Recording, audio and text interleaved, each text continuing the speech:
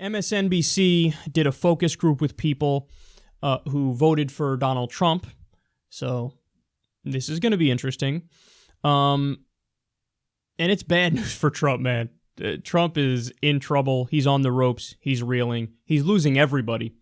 And what I want you to take note of here is they're going to start out giving the reasons that I would expect as to why they voted for Trump and why Trump is now letting them down.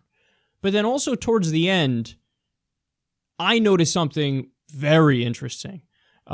Just see if you catch on to it, but we'll come back and I'll explain exactly what that is. Let's watch. I surely am not his base, even though I voted for him. It was more, just to be honest, an anti-Hillary vote. I liked his platform, Make America Great Again, keeping jobs in the United States. My vote was more, I didn't want more of what we already had. The thing that drives me crazy is all the tweeting he does. I don't pay any attention to it, but it's in the news. It's on the newscasts every day, evening and night. My wife watches it. It drives me crazy because the television is on all the time. Crazy. Why? Well, that was a lot of it, the tweeting. It has to stop. Did you vote for him? Unfortunately, yes. Okay. Because regardless of what he truly wants to get done, whatever that may be, he has got to be his own worst enemy. He couldn't be any worse at achieving goals in politics. What most disappoints me is he's such an incredibly flawed individual that has articulated many of the values that I hold dear. And the messenger is overwhelming the message. I wish he was on the opposite side of where I hold dear, because it would be better for the causes that I like. As much as I thought he would be a quick learner and delegate to top-notch individuals, he hasn't done that. We know he's a nut. Everybody knew he's a nut. But there comes a point in time where you need to become professional. He's not even professional, let alone presidential. Chill out, man. What would you whisper into his ear, Russell? Quit tweeting. What would you whisper into his ear, David? Stop picking on the media. Love them. Brian, what would you whisper into his ear? Start listening to other people. Tony, what would you... That was interesting. So at the beginning, they said basically all the things that I would have expected, which is, hey, here's why I voted for Trump. It was really an anti-Hillary vote. There's going to be a lot of that across the country. I know corporate Democrats love to shove their head in the sand and act like that couldn't possibly exist because isn't Hillary so lovely? But no, people despise Hillary Clinton, and there was a lot of an anti-Hillary vote out there. So there's one person saying it. Another person said, I thought he was going to keep jobs in the U.S. Okay, there you go. So this goes back to the populism argument. How a lot of the people who voted for Trump voted for him because he's anti-establishment and because he seemed to push a populist economic message. Hey, we need to rebuild here at home. Why are we wasting money overseas? We need to stop with the bad trade deals. The forgotten man will never be forgotten again. A very populist, oftentimes left-wing sounding economic message. Well, since he got in office, he hasn't delivered on any of that shit. He's going in the opposite direction. And that's exactly what these people are pointing out. Even with the thing he did that was the best, killing TPP, he's bringing back the worst provisions and slipping it into the renegotiation of NAFTA. So people are on to him. Another person said basically he didn't want the status quo. You know, I don't want the status quo. This guy's not the status quo. That's why I voted for him. So what you see here, these are the people who, in this focus group, you can't call them the irredeemable deplorables because they're not. I mean, an irredeemable deplorable is somebody who votes for Trump because he, said stuff like, the Mexicans, they're criminals, they're rapists. I assume some are good people. Or, when he said, I want to ban all Muslims from coming to the U.S., a total and complete shutdown of Muslims. The people who voted for him because of that stuff, I want to do nationwide stop and frisk. Those are the irredeemable deplorables. The people who are like legit white nationalists and supremacists and shit like that. They exist, and the fundamentalist evangelical Christians, they exist, but that's like 25%.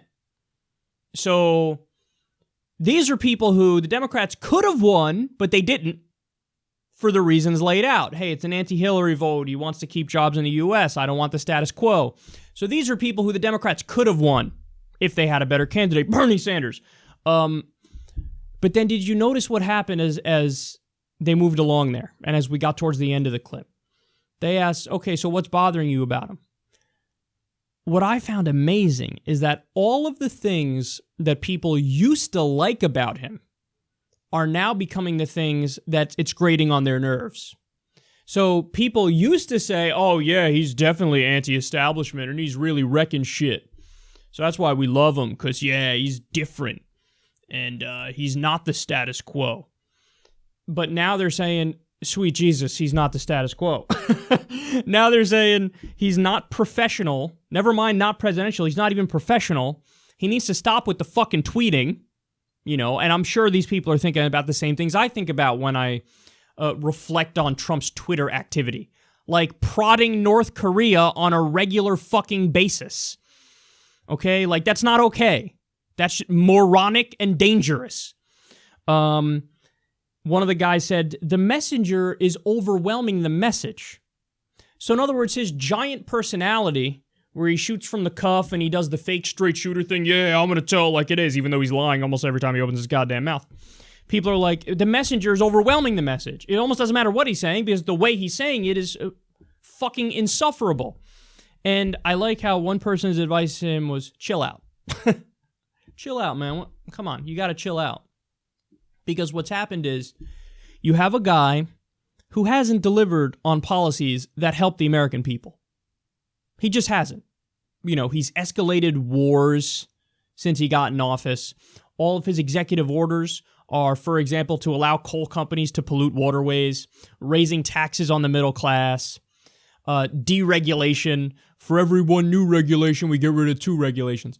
So he's done nothing that actually helps the people. He's helped corporations. He's helped the establishment. He's packed his administration with Goldman Sachs insiders when he railed against Wall Street and Goldman Sachs on the campaign trail.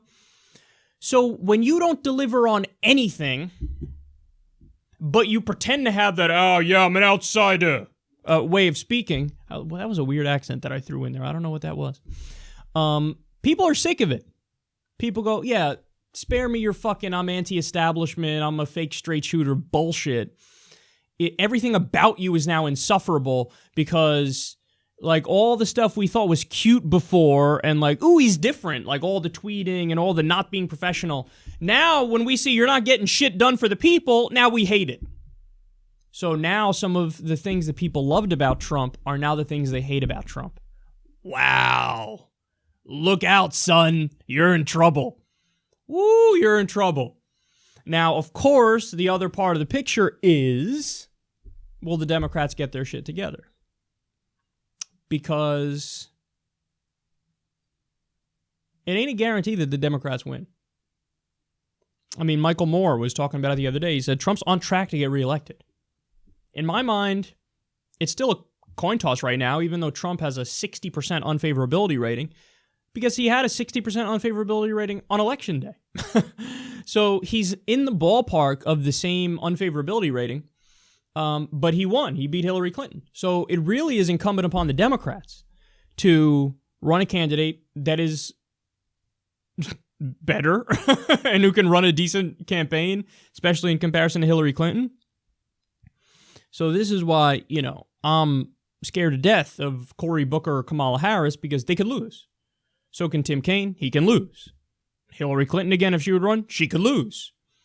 The people who more likely cannot lose, Elizabeth Warren, Bernie Sanders, I think they'll definitely win.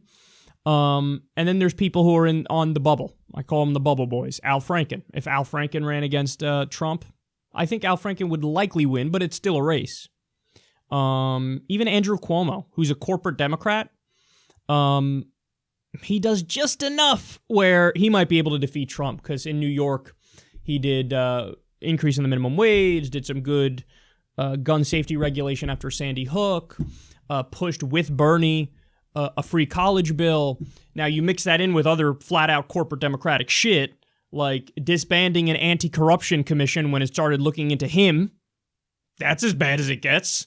That's straight out of some Hillary Clinton playbook garbage. And criminalizing BDS. So he's one of those ones who it'll be close, but I think he might be able to edge out Trump.